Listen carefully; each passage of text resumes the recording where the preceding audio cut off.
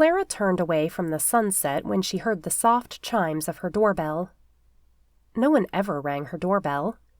Whenever someone came to see her, the guard called up from her neighborhood's front gate. No one ever got in. She drew her filmy blouse around her as she rose. She wore an emerald green silk dress under it, with thin spaghetti straps clinging to her shoulders. Clara loved to hear the sound of silk whispering as she moved in the silence. All shades of silence were precious to her, because they were so rare. She moved slowly to the front door. Maybe Margarita had forgotten something.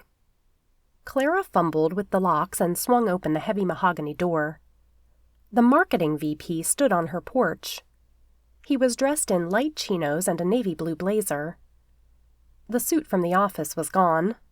His eyes were hidden behind sunglasses. She couldn't hear his thoughts. He stood with her, a partner in the blessed silence. "Hello." His voice was deep, and the sound of it soothed her as the sound of the sea did. He took off his glasses and quirked an eyebrow at her before letting his gaze slide down her body. His eyes lingered on her breasts before returning to her face. Clara laughed in spite of herself. "If you've come to beg for your job, you've started off badly." He smiled. "I never beg." His eyes were a deep cerulean blue. Clara wondered idly if he wore contact lenses to give them that particular hue, and then realized that he didn't. That blue was real.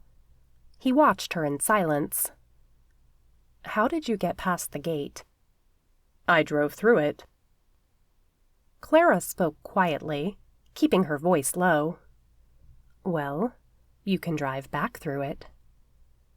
She started to close the door, but he stepped forward and stopped her.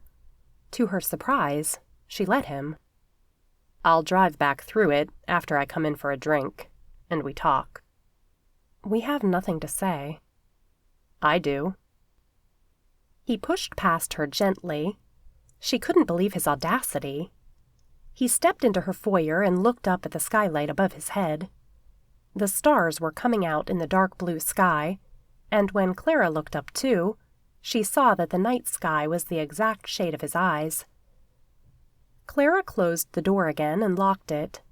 She leaned back against it, watching to see what he would do next. He stood in the middle of her foyer and looked at her. "Maybe we should turn on a light." She knew she should be angry. There was a security button hidden in the paneling of the door. All she had to do was touch it to bring the police and have this man thrown in jail. She didn't touch it, though.